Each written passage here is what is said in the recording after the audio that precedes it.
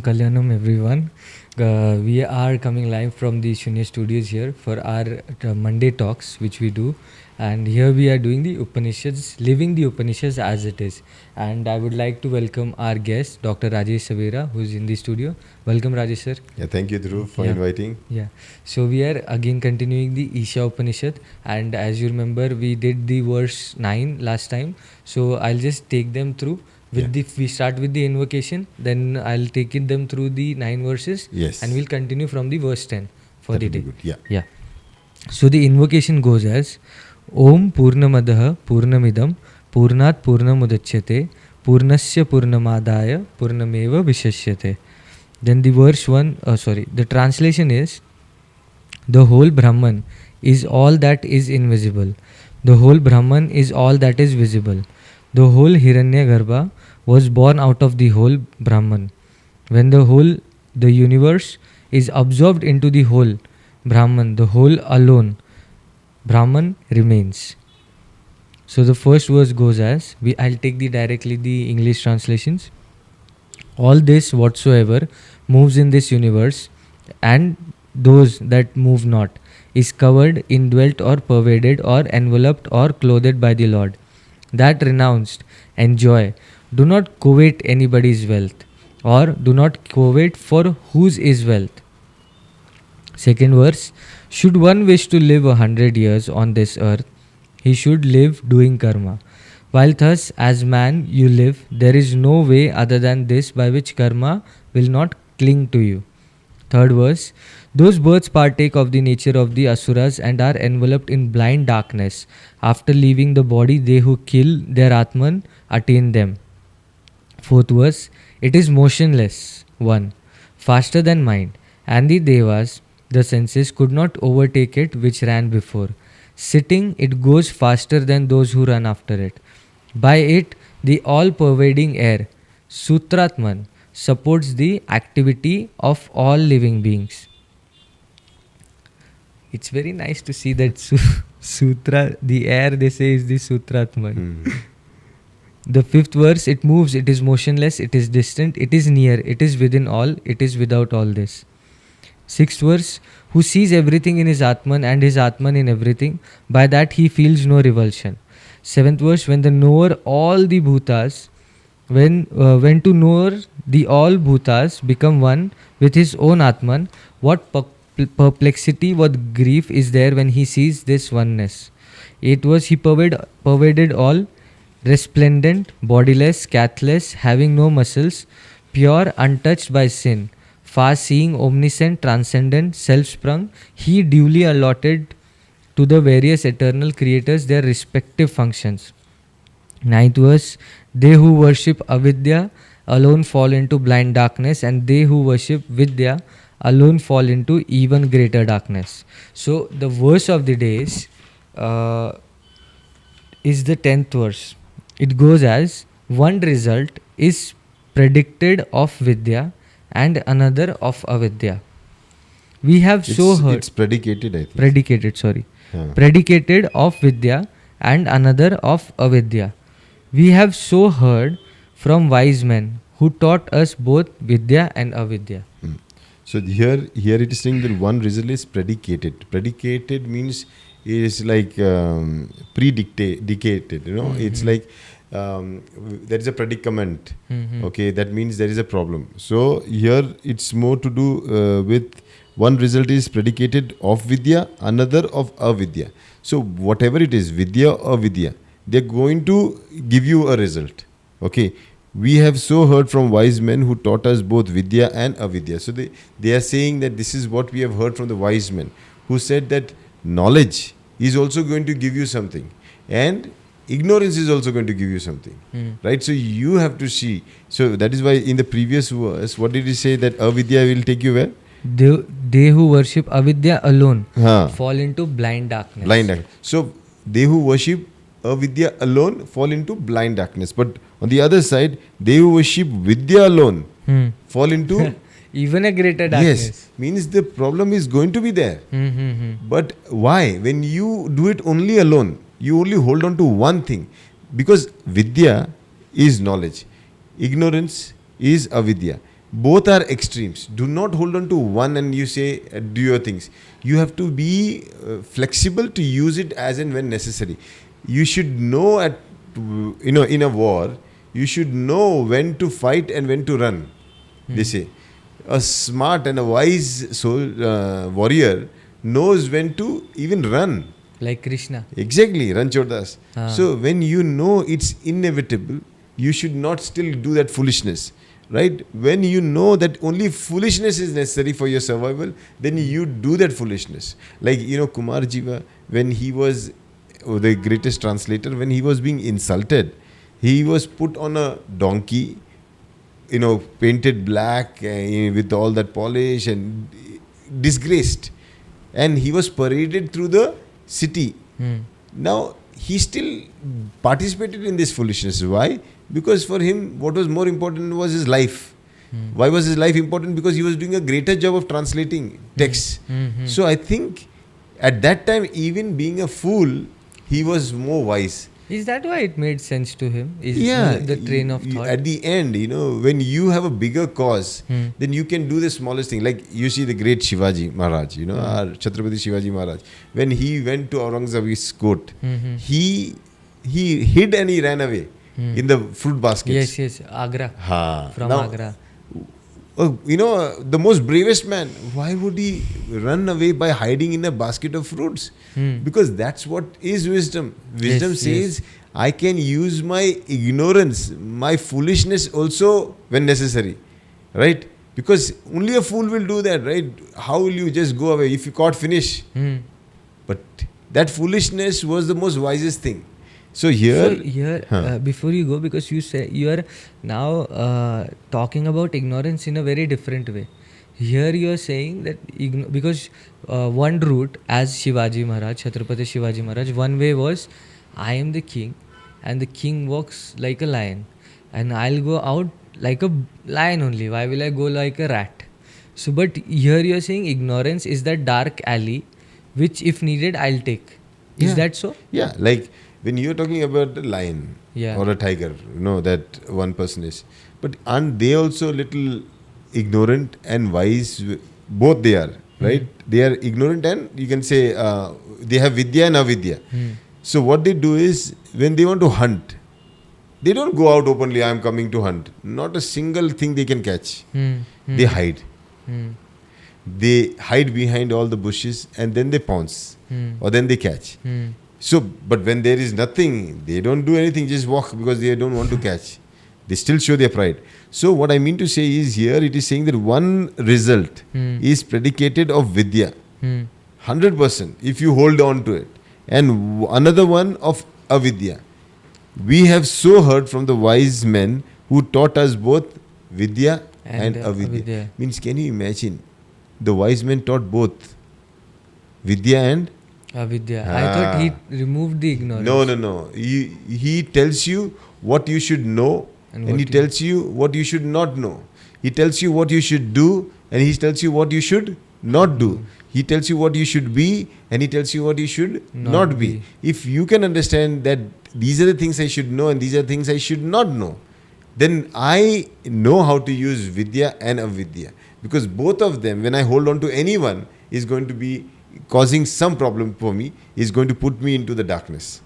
Understood? So here it's all about flexibility. So don't run around only for the knowledge. You should have knowledge of something that is applicable. You might read all the books.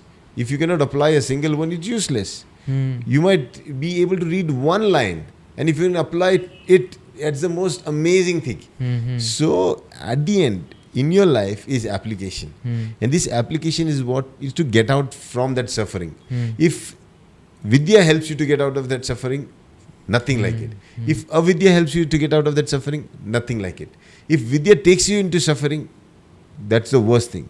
If avidya takes you into suffering, that's the worst thing. So you as a wise man should know when vidya and when avidya. What I should know and what I should not know. What part of the moon I should see and what I should not see. That's when you will see that the moon also has reflecting parts, and that's why it changes. So we should be like that. Everything you should know that they have shades. Which shade I want right now? which shade I think is important. That is the way you should be looking at it. And so Upanishads are telling us, do not have fixed views. Again, the same thing like Shunya. Yeah, and Upanishads are a lot like the word, like, you know, the Upaya word. Upa, they both come similar, very similar. Yeah. So Upa means around. You know, so when we say there is somebody around you, that's when the transformation happens, right? When there will be fire around the wood will be fire, right? So when there will be a teacher around the student will be the teacher. Yes. It's but natural. So here we have to understand, people do not value the Upanishad. They think it is teaching something that is very fixed. No, it's teaching you something that don't get fixed. Not in Vidya and not in Avidya. Yeah. That this part, like, imagine if somebody is in a jail and this person, he's now a famous person, and then this person is a big don. And now, because I want to understand the part of Avidya also. Vidya, we understand that jailbreak and everything and all these. You see that movie of Sylvester Stallone was also there, where he breaks through the jail. A lot of complications. But you're saying even without knowledge you can break out of things. No, I'm saying when you know that I don't know, your journey of knowing starts. Okay. And when you know So that I happened? know, Yeah. your journey of not knowing starts. You see, when you realize this, then only it will be. So, avidya is going to put you into vidya. And vidya is going to let you know that you still don't know, so it's going to put you into avidya. So, vidya will be always the seeker. But seeker of what? The things that it does not know. Through avidya, vidya seeks. Right or wrong? Through avidya only vidya can seek. Now, the things that you would like to know is the things that you don't know. Can you want to know the things you already know? Would you go and watch a movie that you have already watched 10 times? And you will have the same fun? No. You will always want to watch a new movie. Yeah. That's the one that you did not see. So, Vidya is riding on the basis of avidya. And avidya should ride on the basis of Vidya. Because if the day Vidya says that I know everything, there is no space for avidya, get out. That's the way they fall into the greatest hell. Trap. Yeah. Greatest hell. And the previous verses that if avidya takes you into darkness, Vidya will take you into greater darkness. Yeah. Understand? Yeah. Yes. So 11th verse is, he who simultaneously knows both Vidya and Avidya gets over death by Avidya and attains immortality by Vidya. I think you understood this now. No. He who simultaneously. Yeah. In the previous one, it was one result. Here it is saying together who understands, who sees two sides of the coin, who sees this and that, sees the whole. I understood that part, Okay. but I'm not able to knows relate with both death and Vidya and birth. Avidya. Yeah. So when he gets over, knows both Vidya and Avidya, gets over death by Avidya. He gets over death by Avidya. Means now he becomes filial. You think a person who knows, he's the one who will be in fear. Yes. You understand? And person who doesn't know, do you think he'll be in fear? No. And when you know that death is around, you will always be in the fear. When you know there is no thing, that there is death, then your fear is gone. Now here one day saying is, you are not aware of anything that is called death, because there is nothing like that. You know it, but you still are not aware. Means you remain in that avidya, that always exploring to find that thing, that if there is a death, they have overcome death because there is no death. You understood? They have overcome it. So they have got over death because there is never going to be death of anything. You understood? He who knows this, right? He is wise in knowing this is because I have never seen death. And he's very much interested to see that. Do you think he will ever see that? Because it's not there anything like that. He is a continuum. He is, but we see people dying. You see people dying. But when it's saying you get over death by avidya, because by being fearless, by being that person who doesn't know what death is, who doesn't have any idea what death is, you have overcome death.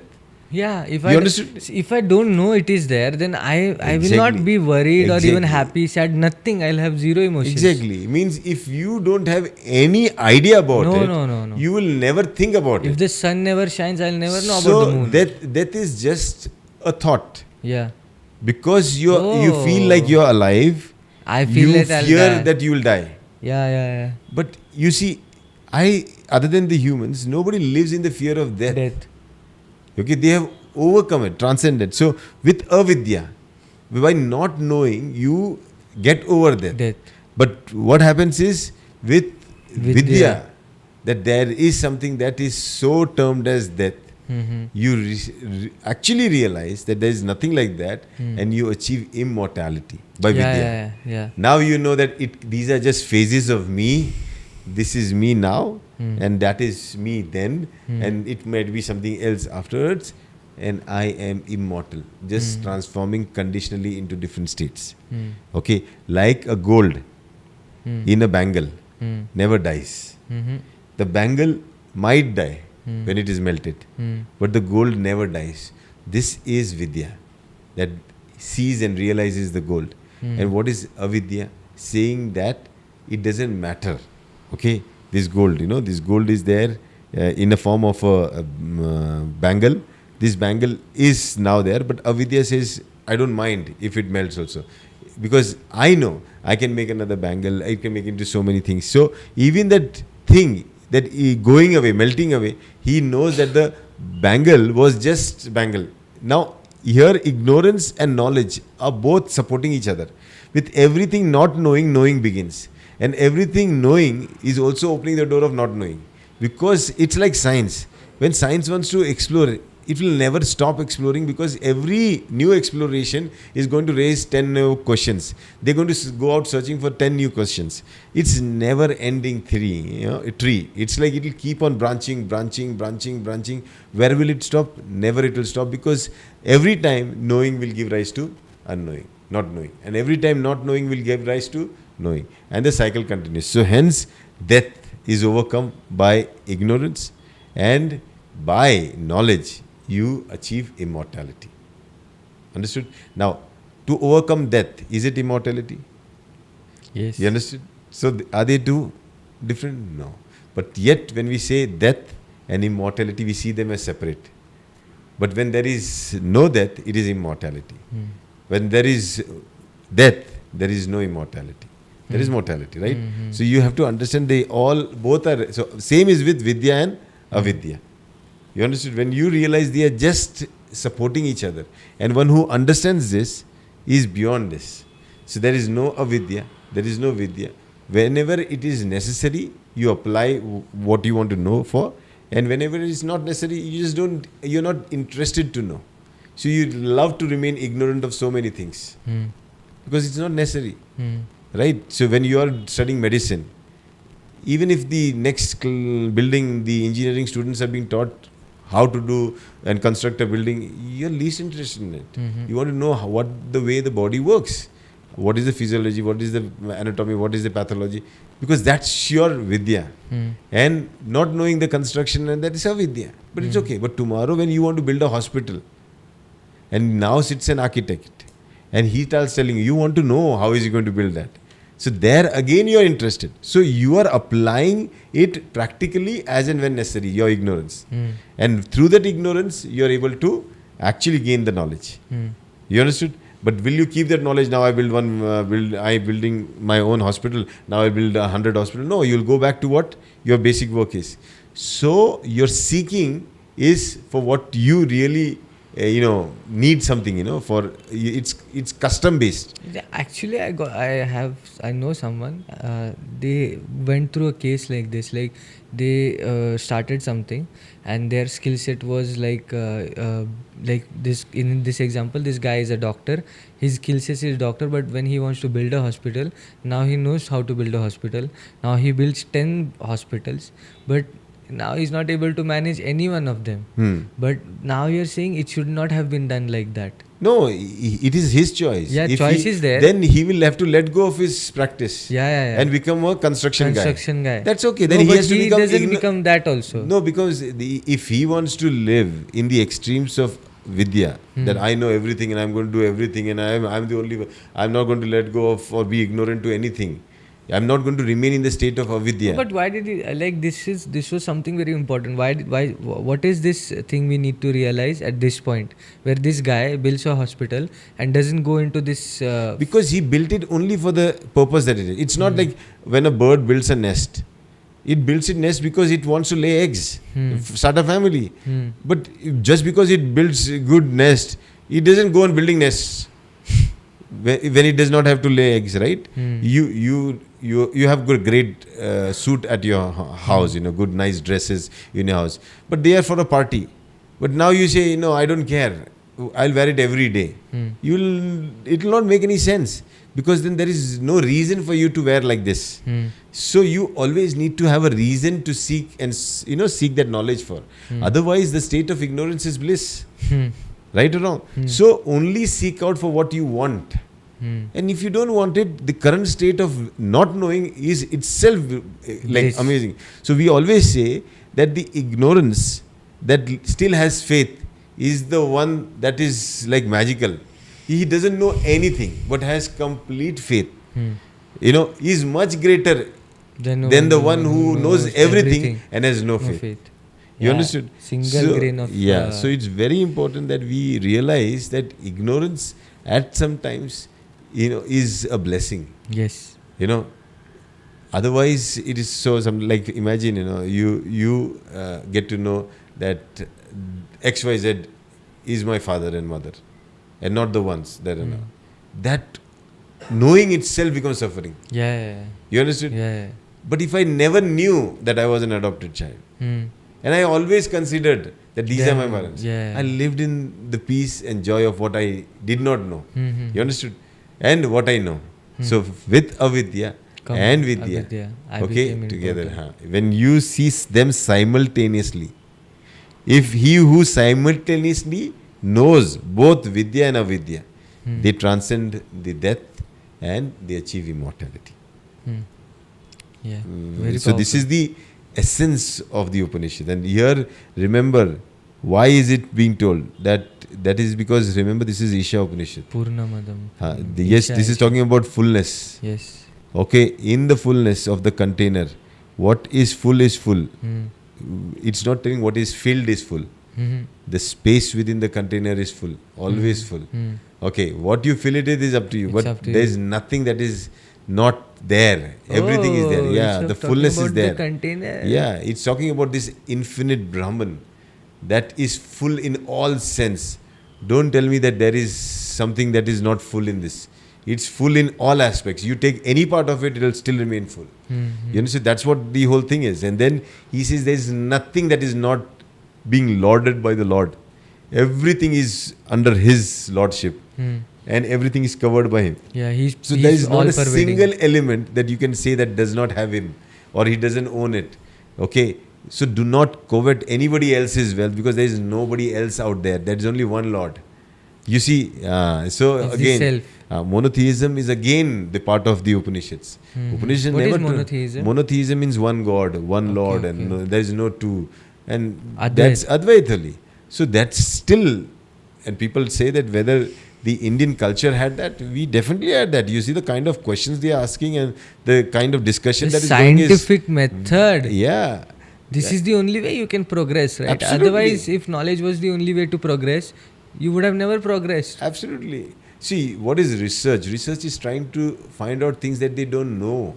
But aren't those people who are finding out something that they don't know really the most intelligent ones? Exactly. So Vidya is born from all those who seek out for the stuff that they don't know, the ignorance. Yeah. Right or wrong? But if somebody knows and thinks that I know everything, then there is nothing left more to know. Then what will you know? Exactly. You're the most ignorant and the most dumb guy. Greater because darkness. You have Vidya. Yeah, greater darkness than the ignorance also. Yes. Yeah.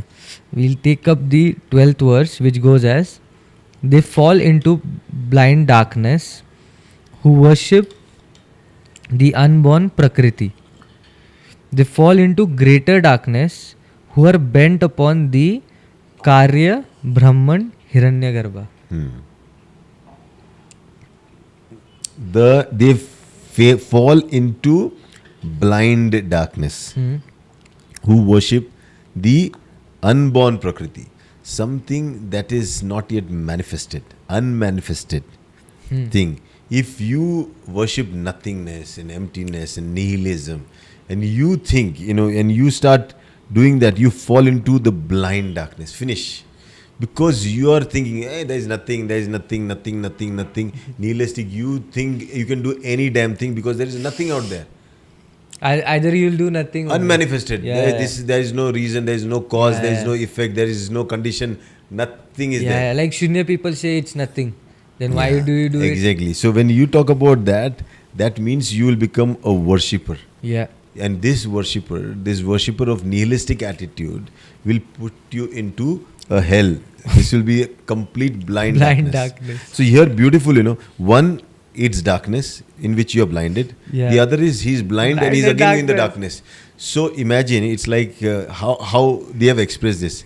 One, you have eyes, but Yeah. you go into darkness, but you see a little light, you will still think you have eyes and you can go. Now, a person is blind. He's sent into darkness.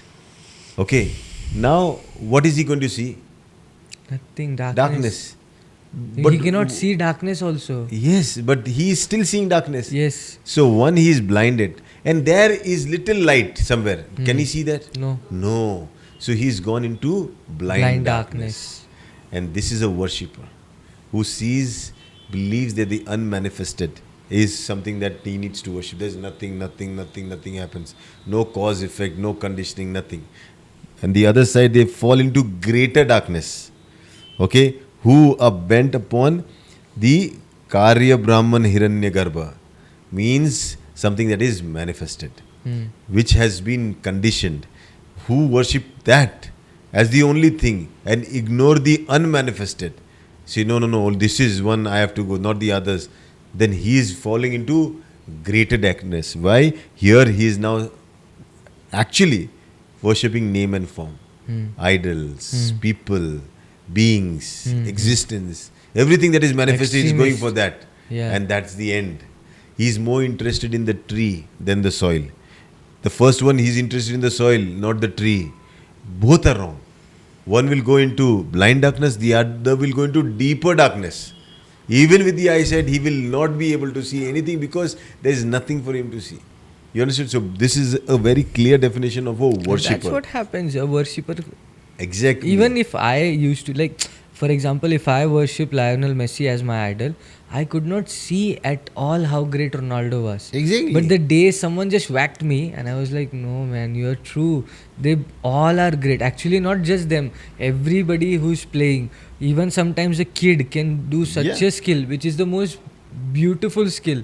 So to worship one or have, you praise, you idolize someone, you match them more with them, you have a style more with them, but just to worship, no, he's the only one and the other is an foolish guy, an idiot. No, what is the debate and all that kept me away for so many years. So you are worshipping the manifested. Yeah. And you were ignoring the one that was unmanifested. So you were more into Vidya. That I know everything. I don't want to know more. Yeah. And you were ignoring Avidya. Right? And that was putting you into greater darkness. Greater darkness. Yeah. Always. So always when you are that knowledgeable that I don't know, it means when you are in Vidya of Avidya, and the avidya for vidya, then you are always humble. Yeah. Because you cannot have a fixed way. How do we keep that, like, because it's very natural to have knowledge and then feel like, it's very simple. Between this foolishness and the smartness, okay, there's this thin line that you have to walk. What? Right? How? So you don't turn to become a fool with your foolishness. Yeah. And you don't try to become a great scholar with your smartness. Okay. Don't be over smart and don't be over foolish. Blend them together. How to do it? So that's where it is. So when you know that at the end something should be reasonable and necessary. Some folly, Yeah. reasonable and necessary. Some fun, reasonable and necessary. Some seriousness, reasonable and necessary. Some discipline, along with the seriousness, reasonable and necessary. You'll do that. But if you fix, no, now from today I'm going to be this and this is how it, then we know a fool is born. When he's saying, no, leave it, let it happen, then we know another fool is born. Both sides. One is trying to be smarter and turns out to be a fool. One is already a fool who enters into greater foolishness and remains as a fool. So we see that this thin line between foolishness and smartness has to be lived. The middle way, Buddha says, that find that middle way, find that perfection, because that perfection is what you're seeking out for. That right balance is what you're seeking out for.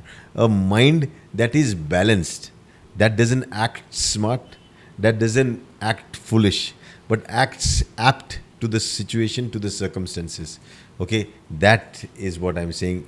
That's what the Upanishads are saying, and that's what all the greats said. Understood? Yeah.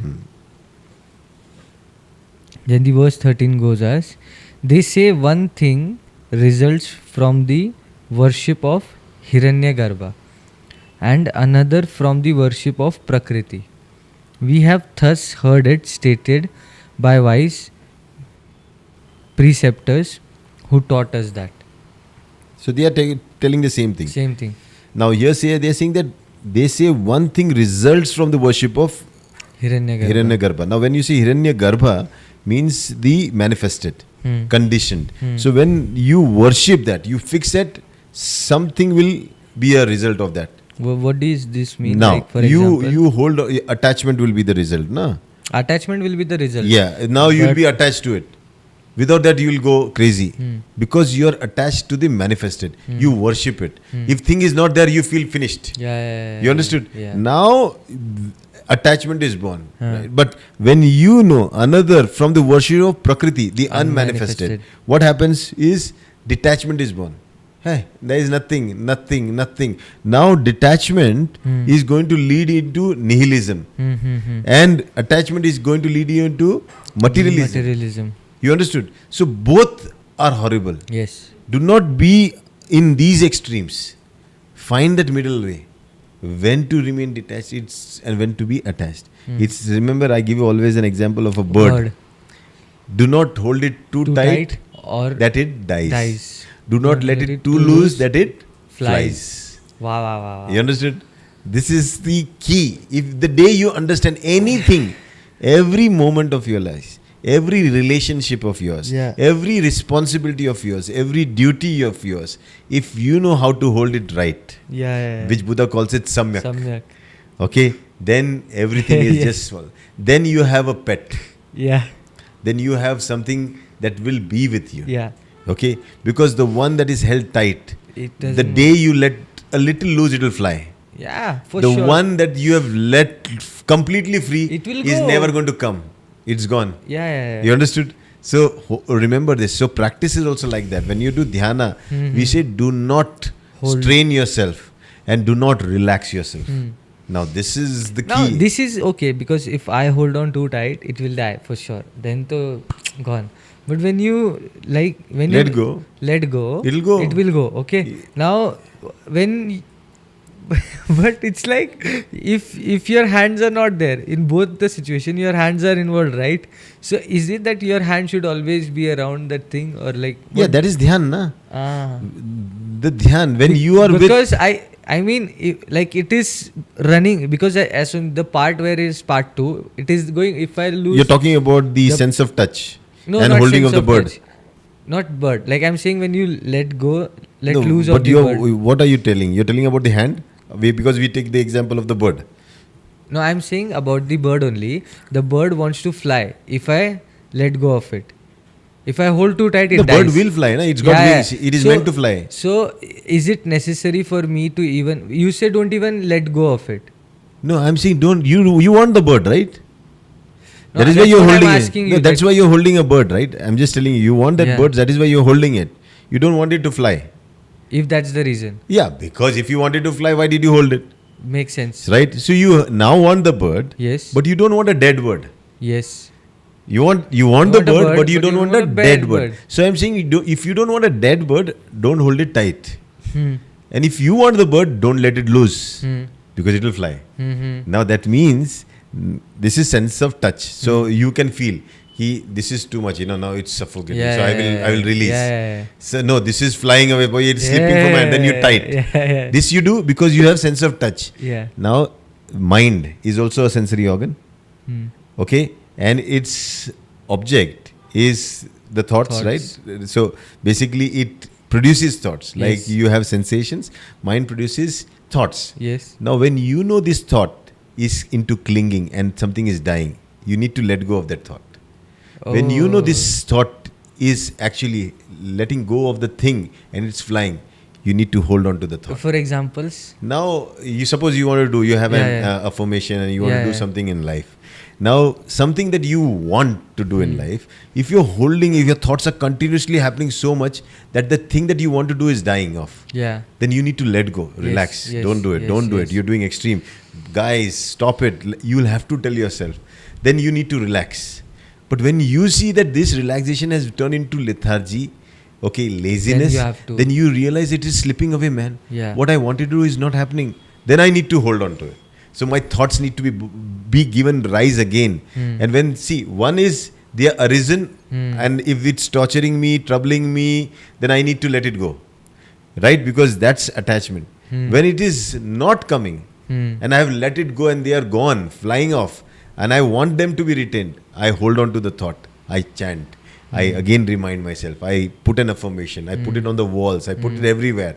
So they remain within my captivity of my doing. That is why your vision boards matter. Your affirmations matter. That is why whatever you want should be within your grasp. Okay, because out of grasp, it's not yours. Within your grasp, it is all yours. You understood? That's what this verse is telling us. Okay. Then we move on to the verse 14. Those who worship the unmanifested Prakriti and Hiranyagarbha, destruction, together, get over death through the worship of Hiranyagarbha and attain immortality through the worship of Prakriti. Now you can look at how he's swinging these things. Those who worship the manifested unmanifested Prakriti. Because Prakriti is unmanifested. So those who are going to worship that which is unmanifested, they are already blind, darkness. Remember we saw that? They are blind. Okay. Now they are saying those who worship the unmanifested Prakriti and the Hiranyagarbha together is the key. What is manifested and unmanifested means the farmer looking at the tree and the soil together. Oh, not only at the tree and not the person who's going to ride a chariot is going to look at the horses and the chariot together. He's going to see the thing that has happened and thing that has not yet happened. The being and the not yet being. The complete and the not yet complete. So the incomplete and the complete together. You understood? When he's going to see them together, is he seeing the whole? Yes. You understand? When he sees the whole, then he gets over death, because there is nothing dying, because one is happening into another one, another is happening. So when the flour is made into chapati, he is not crying over the flour becoming gone, dead. No, he knows that the unmanifested chapati has manifested from this flour, right? The wheat flour. And now when the chapati is eaten, he's not again crying, my chapati gone. No, that has become energy to somebody else, right? After it is eaten. So when they see the unmanifested and the manifested as together and worship that, he's not saying do not worship. He's saying worship them together. Do not despise on the ones who do not believe. Do not despise on the ones who believe. See that they do not believe, there are reasons for that. See that they believe, there are reasons for that. The ones who worship the manifested but if they are despising the unmanifested, then it is wrong. Ones who are worshipping the unmanifested but belittling the ones who are worshipping the manifested, then that's also wrong. But if they see together is harmony, together we can do things, together Prakriti and Hiranyagarbha coming together and the Sansara is born. So here he says that through the worship of both, death through the worship of Hiranyagarbha means Now death is overcome through what? Through the worship of something that is manifested. Because you are now understanding that it's manifested. So you have overcome death. Because now you can create. Right? Your life has been created. And No, can you explain the last sentence? because you have seen the manifested, and you have seen that the manifested is basically conditional manifested. It is born, right? It is born. Hiranya Garbha. So it is born. And this manifested thing, I will not see it as separate. It cannot finish. This energy will just transform itself, because everything is full. I need not worry if I take half of this, whether remaining, there is nothing going anywhere. It's still within this circle itself. Not a single drop of ocean water is lost when the waves hit the sea. When the waves hit the shore.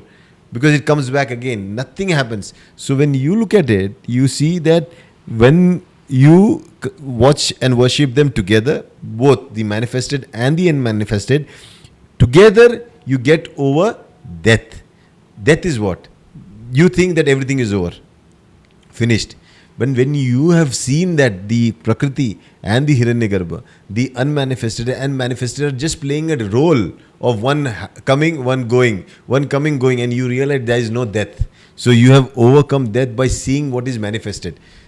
Because what is going to die is something that is manifested. But now you have overcome death, because you know even if it becomes nothing, it is not something that died. It has just taken back the shape. So you will not cry when the bangle is melted into gold again. Yeah. You will not say my bangle went and all this thing. No, you will say, don't worry man, this bangle has been melted into the gold is there na. I can make another bangle, a better one also. You understand? It depends on the die, what conditions I am going to create. I can make another. But I have not lost a single element or a piece of gold. I have everything with me, 100%. So similarly, it is saying that who worship the Hiranyagarbha, the manifested, they get over death through that. And they attain immortality through the worship of Prakriti. Now, what is that? That means when I worship Prakriti, I see that the unmanifested me is also there, the self is both manifested and the unmanifested. So something that I am now is manifested. Something that I will be is unmanifested. But if I see that my unmanifested self also, then I am worshipping Prakriti and I become immortal. I don't die every day. I live. Even in all the deaths that happen every day, people belittling me, torturing me, troubling me, killing myself, all those things, I still do not die, I become immortal. So when they say that when the tree falls, the farmer does not cry saying that my field is gone. He knows the field remains. Trees will come and go depending on the conditions. So he doesn't weep on the tree falling on something. Even if all the storm comes, he might feel sad about the efforts gone, but the field doesn't go. And so is the Prakriti. Prakriti will always remain. The unmanifested thing will always remain. So Shunya is always going to be there. The immortality state of you is always going to be there.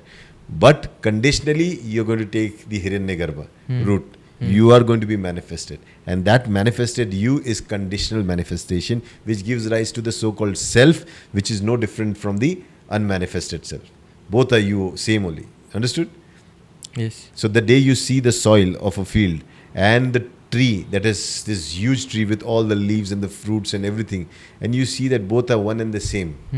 They are one and the same in the field, on the field, for the field. And you realize that this soil has become this tree. And this tree one day will become the soil. Both are interdependent. Then you will never see them as different. Right? And because you do not see them as different, you will worship them together. Because you will worship them together, you will get over death and you will achieve immortality. Understood? Yeah, because they are not separate. Exactly. They are not separate. They are not separate. Crazy this is. Yeah. Continuing with the verse 15, the entrance of the true is covered as if by a golden vessel. Remove, O sun, the covering, that I who have been worshipping the true may behold it. Yeah. The entrance of the true, is covered by a golden vessel. Remove, O sun, the covering. What covering? That is the golden vessel. Remove that golden vessel, the covering. That covering, that I who have been worshipping the true may behold it. I'm looking at the golden vessel, that is covering the truth. Yeah. I'm being amazed by it. Yeah. But oh sun, you're the most brightest among everything. It's because of which I see the shining golden vessel. Now you help me remove this golden vessel out from my sight and shine forth the truth that lies behind it. Yes. Because all the, you see, when I say you that this is the soil that is now growing, you'll say, no, this is a tree, man. What are you saying? Yeah. You see, I'll gone mad. You are mad. You're Yeah. completely mad. We'll say, you go back into the soil, man. You are scaring us. So, when you look at it, then the entrance of the true means the truth, Sat, is covered by all the glitter that our senses get Our attached perceive. to. So, our senses get attached to the glitter of the world. And they miss this Glitter true. has litter in it. So remove, oh sun. So now sun is something that they are asking, because you need somebody. Yeah. You it- need the sun. For and the why Lord to come. why they are using the word sun? Sun. They are using symbolic. See, when they are talking about darkness, Yeah. when they are talking about deeper darkness. when that means you need the sun, right? Who else? Exactly. Who else? So when they are talking, while Buddha talked about a lamp, a smaller lamp that will help you despise your darkness, which is around you. Buddha was like the tour guide But who this- came in. Yeah, but here Upanishads are expounding that forget this sansara's darkness, where these fools are worshipping one of them, when they should be worshipping both. Right? Both. The manifested and the unmanifested. Unmanifested. Means when you look at it on a personal note, the self that I am now, Yeah. I should worship this. This. And the self I will be, Become. Many that of- has to be worshipped. Do you know? And the self I was, Yeah. I should. Do not criticize the self that I was. Do not have guilt. Do not hate yourself. Do not have anything against yourself that was past. Do not pride in the self that you are now. Do not belittle yourself in the now. And do not even do the same with the future self of yours. If you realize all of this, the manifested you now, the unmanifested you in the future, they are one and the same. And you have to worship both. Only then will you overcome death, because death brings you all the sorrow and suffering and everything. You will transcend that. But on the other side, you will achieve immortality. No fear at all. Because when you are immortal, there is nothing that you will ever worry. Like in the game, if you're playing a computer game, in that you achieve a status called immortality. Whatever anybody shoots, okay, you will not die. Will you even pick up a gun to hit them? Yeah, that is why the immortal one never mortals anybody else. Never ever hurts anybody else. So the Panchashila are born from realization. Because you see, if I am the one who cannot die, Neo. would I even kill anybody? Nope. Because I am never going to die. My fear is gone. My immortality is my born. quality that tells me that I have to follow the Panchashila. Because if I am the truth, do I fear anybody lying? No. Yes, I don't fear at all. So I will never even lie. If everything belongs to me, I am the Isha. Will I worry if somebody takes something from me? No. No, because it is all mine. I will Yes. never take something from me. You understood? When I am all aware, will I ever worry about intoxicated self? No, I will never worry about myself. You understood? So if you look at So these, he's talking about the qualities of that. yeah, he's talking about because the we are not qualities. that right now. If we cultivate these qualities, we become it. Absolutely. Then you become the quality material. That is the Panchashila that we talk about. The goodness, the blessings that you can get from people. Because when you have nothing to run after, there's no race.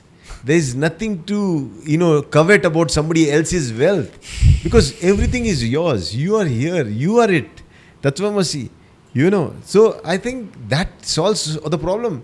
So you fight that this is mine, this is yours, this is mine. But if somebody comes and says, sir, actually this paper tells that all of this is yours.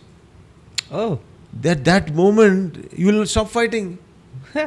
You will start organizing. Oh. Very, very important. The struggle stops and the living begins. So this is what the Upanishads are talking about, and it's beautifully said, very nicely said. So you can understand. Okay, we are now on verse. How many verses you're taking today, or you want to finish? If you want, we can do the. So there's 18 only. 18 hours, so we can finish. Yeah, we can finish, and we have 10 more minutes. Yeah, so but we I can think finish. we'll extend a little and finish this one. Okay. You have time, right? I have. Yeah. Okay. Thank you. Where were we? Yeah. 16th one. O Sun, sole traveler of the heavens, controller of all, Surya, son of Prajapati, remove thy rays and gather up thy burning light. I behold thy glorious form. I am he, the Purusha within thee.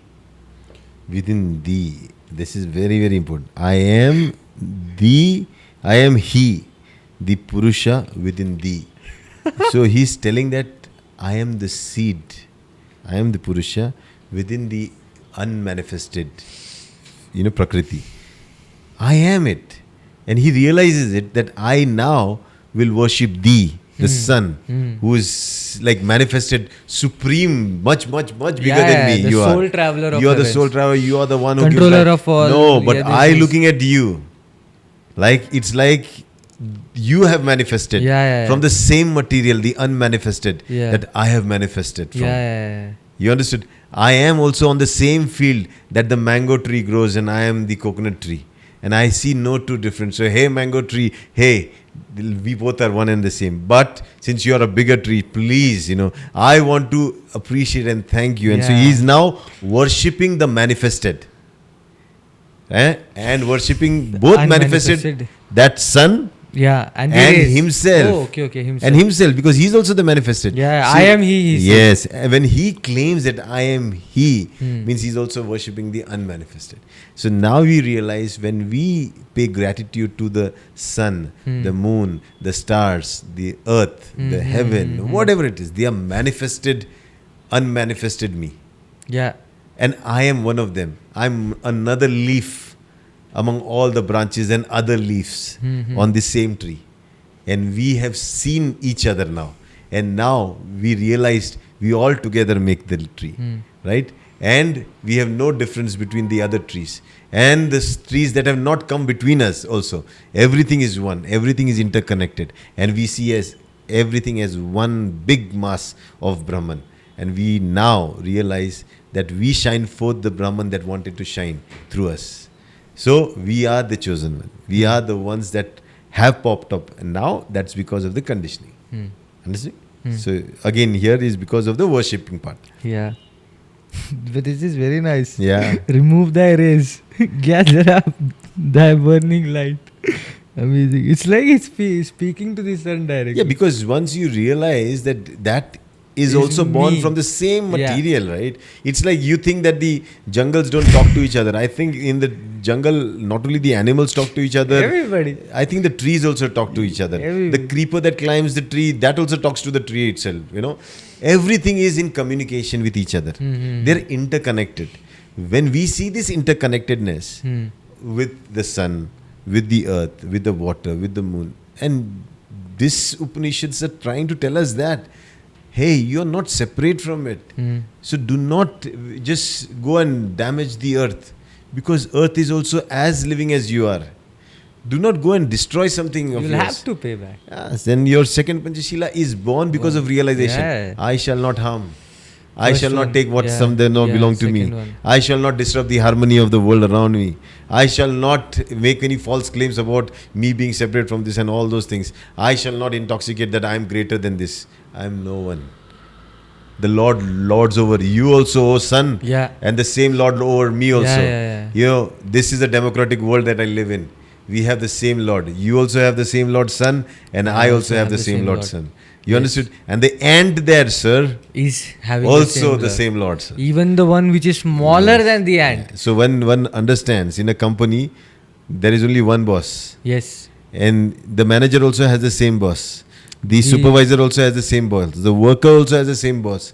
Then, then when you look at it, and everybody then work as an organization. Then only. Yes. But if the manager thinks I am the boss, and he tries to convey there below that, then you have a problem. It happens. Yeah. So this is what happens. So here I'm giving a small example, but But on no, a it bigger makes sense. scale, Even when we used to play football, this used to make sense. Yeah. Like when there was a captain, we had challenges that the captain used to tell one thing, but like there is a now what used to happen in practice. Imagine there is a team captain, but there is a captain in defense also in a way. Like there is a leader in defense. Yeah. There is a leader in midfield. There is a leader in the front line also. Maybe the captain is sitting on the bench also. It doesn't matter, the team captain. But even then there was a coach also. And then there was someone who was like the guiding light or maybe a role model or the seniors. But there was so many elements and they used to clash every time. Yeah. And sometimes we used to face a team like only one person guiding everybody, not at all good players, but only listening to that one person, and they used to win all the matches. Yeah. No skills, nothing, blah blah blah, just winning. We were like, we do everything, but the clashes were like, because defense, if he has a problem with me, they will go fight. Absolutely. So this is how I am able to relate it. No, that's right. Yeah. That's how you relate that there is always the one Yeah, it has. that gives the many. Yeah, And if the many realize that we have the one common one. then your job is easy. Yeah. Like 4 children in the house, one only mother, na? Mm-hmm. They every time they fight with each other, the mother says, "You all are my own children. Why are you fighting?" So today, when you look at religions, they fight with each other, but they are born from the same one spiritual mother. Or realization that I am not alone, there is a supreme Lord that lords over me, and we are nothing but the children of that Lord. So today, if I wear an XYZ dress, my mother is not going to say that you are not my child. Yeah.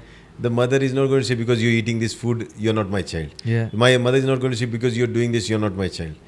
For it, all the 4 children are the one and the same. The father might though. Father, what? Like with That is why, you see, that is why in this thing, what is it, Upanishad, they talk about Prakriti, of the mother. Yeah. Okay, and the conditioning Yeah, is the because seed. when I used to go home, like, sometimes in a very different mood, the mother used to be, come, child, come in. Even if I'm the most dirtiest, even I have just played in the mud and everything, she will let me in. But the father, get out, you are not my child, get out. Because father is Purusha.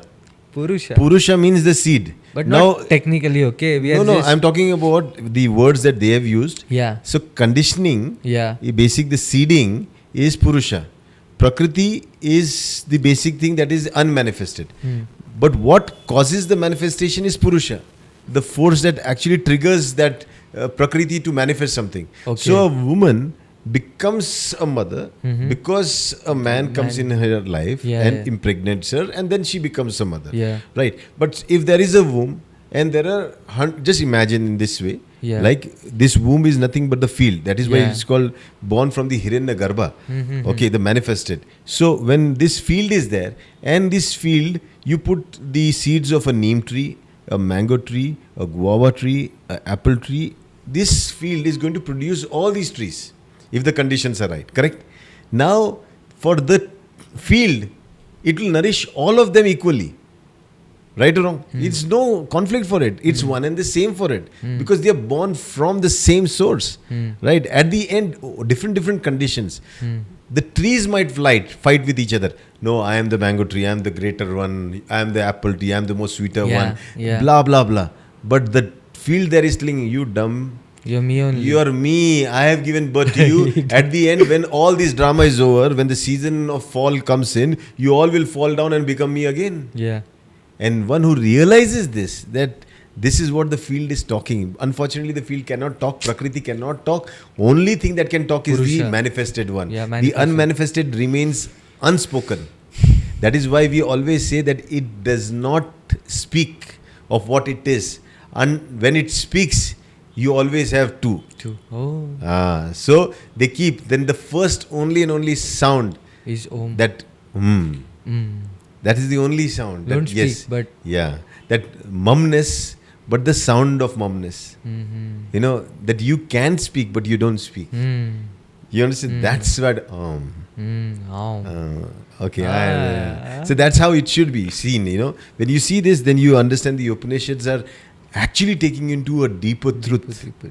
Very deeper truth, you know. And then when you realize this, you can apply this in your life. That I will nowhere have to work to create conditions for me to change. I only need realization. And my realization will bring the change. Understood? And that's what the Upanishads say. Yeah. So before I continue on the next verse, no offense to the ones who believe in the Father. I also believe in the Father. Yeah. So the verse 17 goes as, let my prana melt into the all-pervading air, the eternal Sutratman, and let this body he burnt by fire to ashes. Om. O mind, remember my deeds. O mind, remember my deeds. Beautiful. Kratosmaram. Yeah. Kratosmara, Krutam smaro. Kratosmara, Krutam smaro. Means remember my deeds. Remember my deeds, O mind. The only thing, O mind, you will ever carry with you is the conditions. These conditions will give rise to manifestation because everything in Prakriti manifests based on conditions. So please remember the things I have done.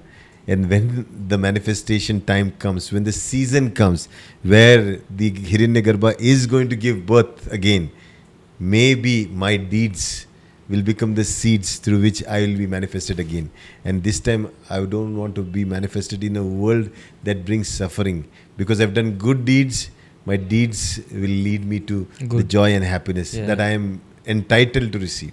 So here he's saying, let my prana melt away. This now here is a stage where the person has from avidya and vidya transcended both, worshipping both. He has realized that he can overcome death and also achieved immortality. So he's saying, now let my prana melt into the all-pervading air. This thing that I'm holding on to, this little breath, and I'm thinking this is me.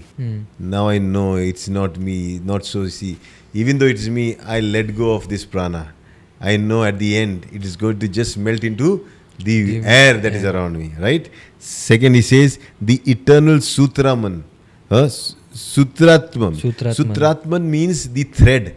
That which is binding me from my past, present, future. That Sutratman. The Atman, that is a part of a continuum. That separate self that I'm thinking. I realize, no, I don't need to. I give my little thread to the fabric that you're weaving, and I'm lost also as a thread among the fabric that is made. I'm also okay with that. Understood? And then he says, and let this body be burnt by fire or to ashes. Now this body, the Pancha Mahabhutas, after death also, you burn it, you do anything, it's not going to affect, because it's not me. It's just the manifested me, and I know when the wax melts within itself, there's no wax lost. It's still there, right? It is just melted. It will become hard again. I know that. So, Om, O mind, remember my deeds. O mind, remember my deeds. And now you'll realize why we keep on saying Panchashil is the only seeding that you have for your next life, for your next manifestation. Oh, but this is a nice short form. Om, O mind, O mind. It's like Om, Shanti, Shanti. Yeah. O mind, Shanti, Shanti. So this is beautiful, you know. And if you realize this is a word, these words are of an enlightened being who has seen this, and that is why they can write it like that. Yeah. Otherwise, it is in such 18 verses. If you had to write this, you had to take the whole. When it says that I am ready, that Sutratman, that little fiber that I am.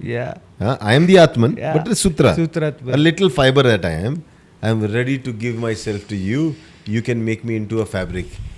My existence lost as a thread, because now I have become the cloth itself. You know, see, the cloth is ready to be cut because it knows it has become the dress itself. And the dress is ready. In that sense it is saying. So dress, I am ready the dress to be accepted by anyone because I become the character itself.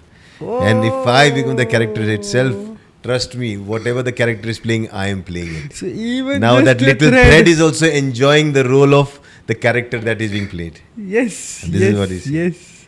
So the self does not die. You understand? It So this evolves. concept, It evolves. it They're talking becomes about- one with everything. Okay. So the raindrop is the sea, right? And the Oh, sea oh, is oh. the raindrop. Yeah. My goodness, this is. Nice, na? So Upanishads are nice. We've never watched it like this. Now let's take the last one. Last Is it? verse. Oh, wow, very good. So, 18th verse goes as, O Agni, lead us by the good path to the enjoyment of the fruits of our deeds. Knowing, O God, all our deeds, remove the sin of deceit from within us. We offer thee many prostrations by word of mouth. Now you see, because you know that you are not the one that is separate from everyone, you know that you are the dependent origination, as Buddha says, you are a part of the Pratitya Samutpad. You realize that you cannot do things alone. So every little thing is going to seek help from the greater thing, right or wrong? Yeah. Every little born child is going to seek, like you have a pet little cat. It was seeking your support because you're greater for it. Yeah. You can provide for it, the Yeah. food and everything. So when you become that greater one, people will seek that from you, Yeah. a little help. Yeah. Now, when you realize you are the lesser one, you seek help from the From greater, greater one. one. Now here, Agni is great. Yes. Yeah. So, O Agni, I am small. So lead us by the good path because you are definitely great. Lead us from the good path because we are brothers. You are born from the same mother Prakriti and I am also born from the same mother Prakriti. You are Agni and I am this human being called But self. I'm the little brother, you're Yes, the big brother. you are my elder brother. So, Elder O brother. Agni, lead us. I know you are very good. By the good path to the enjoyment of the fruits of the our deeds. Because my mind has stored all the things I have done, good deeds. Now you have to lead us to that enjoyment of our deeds. The reward of all the doing is only going to be happening through you because you can lead me through. Because this whole existential universe is actually nothing but Agni itself. Yes. Right? Big Moving, Bang. yeah, Big Bang. Now when you know, knowing, oh God, all our deeds, remove the sins of deceit from within us. And hey Agni, you are so nice. You know, knowing of the God. Okay, all our deeds, you know. They translate Deva as God. What is the meaning of Deva? No, the one who is higher than you, Okay. who has more virtue than you, Okay, who is okay, better than okay. you. Like Agni. So, yeah, so Agni becomes Deva. Yeah. Anything superior to you Agni is Deva. Yeah. You anything that is better than you is Deva Deva. means it sounds like जो हमको दे सकता है क्या ऐसा Yeah, कुछ? The one who can give. The elder only can give you. Yeah, na. yeah. The bigger only can give you. Na. So otherwise how will? For a grass, the tree is Deva. Yeah. You understood? Full bada. For the tree, the mountain is Deva. Oh yes. You understood? For the So you should So on. know that Deva means somebody greater than you, bigger than you. Yeah. You understood? So here, knowing, oh God, all our Yeah. deeds, remove the sin of deceit within us. He's also telling them that you please, make sure that all the fruits of a good deeds are done, but also remove if any impurity is there because you're Agni. You have the power to purify everything. Something would have born with me because I know two things. I have done things with my knowledge, the good things, my deeds. I have also done the bad things because of my Yes. ignorance, Yes. avidya. Yes. And I worship both. I worship both. You understood? And that is why the sin, I leave it to you because they were born from ignorance. You wash it and clean it up Please. for me. And the good ones, remember, I worked hard for it Yeah. because I knew. Yeah. Make sure that they become fruitful. For Yeah, me. yeah, yeah. Please, Okay. please. So here he's saying that sin of deceit from within us, remove that.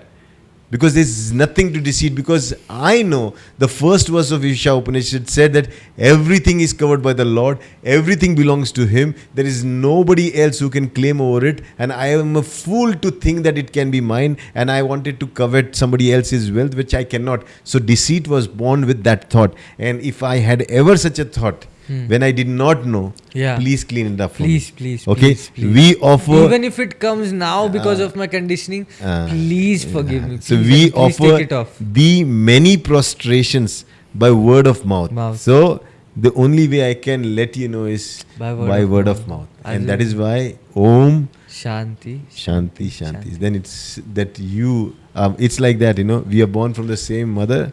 We might have different fathers, but we are born from the same mother. We are both one and the same, in terms of the family tree. And then now we do not need to fight. We need to live in harmony. Yeah. And I think that's what the Isha Upanishad wants to say. And I think it gives you a very good insight Yeah. of living in harmony.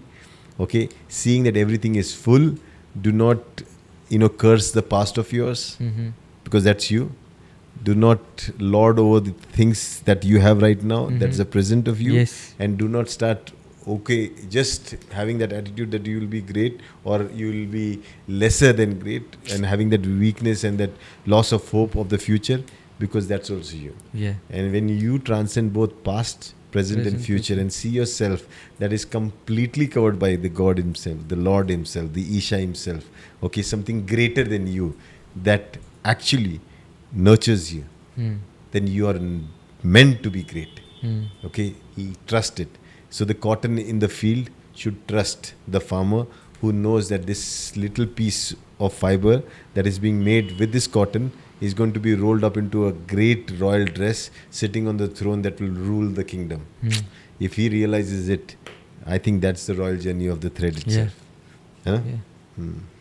So that was it, guys. Thank you so much. Thank you so much, Rajesh sir. You bring in such beautiful insight. I mean, actually, because of you, we are living the Upanishads to say. Because it's like a teacher who you come in as a teacher. But this is because of Buddha's teaching that we study. I mean, you also have a greater one. Yes. But for us who are like these little shoots. No, you're like this. The tree's trunk has branches. Yeah. They have small branches. Yeah. They have little twigs on which there are leaves. Yeah. The leaves are thanking the twigs. The twigs are thanking the branches. The branches are thanking the greater branches. And all the branches are thanking the trunk. And the trunk is telling, bro, I am nobody. There's these roots that are holding. And the roots are saying, hello, I am nobody. This soil that is holding me. Everybody just thanking each other. But in a way, it's just because it's a That's great called the world of gratitude. Yeah. So have gratitude because we are dependent. Well, and it is not like showing it also because it's not in our hand. It just comes in like, thank you, man. Thank you for holding. No elder brother will give you anything if you don't ask. Never. So never in your life. No Deva will give you anything unless you ask. Because then they feel like they don't need it. Yeah. And that is what they need. So better we do not give. Otherwise, because if you give leaf a much more load than they already are having, it will fall off. It's just that they are trying to hold on. No, but when they ask, they will give. Then they full. So trust on it, ask for it, and seek help. This is a lesson also we learn. Yeah, many great lessons. If you want to be great, seek the help of the great people. Yeah. If you want to be powerful, seek the help of the powerful people. If you want to be smart, seek the help of the smart people. If you want to be skillful, seek the help of skillful people. That is what a true seeker is. Yes. Understood? A seeker is nothing but one who asks for help. Okay, so do not ever hesitate, because only a humble person asks for help. One with attitude never asks for help. You understood? And then he goes, because he thinks he knows all, into greater darkness. Blind and I think that is very clear here. Makes us humble and takes us on the end of the journey of the Isha Upanishad. How many Upanishads we finished now? 2. Fantastic. Mandukya Good job. Yeah, thank you. And may peace be with you all. Thank you so much. Thank you so much, team Kevin, Rucha ma'am, and everybody joined here. And whoever are listening, thank you so much. We come back again. We'll let it be a surprise for you, which one we pick up for the next time, because it is a surprise for us also. So we'll let you know. Thank you so much. That was it. Thank you. Namaste.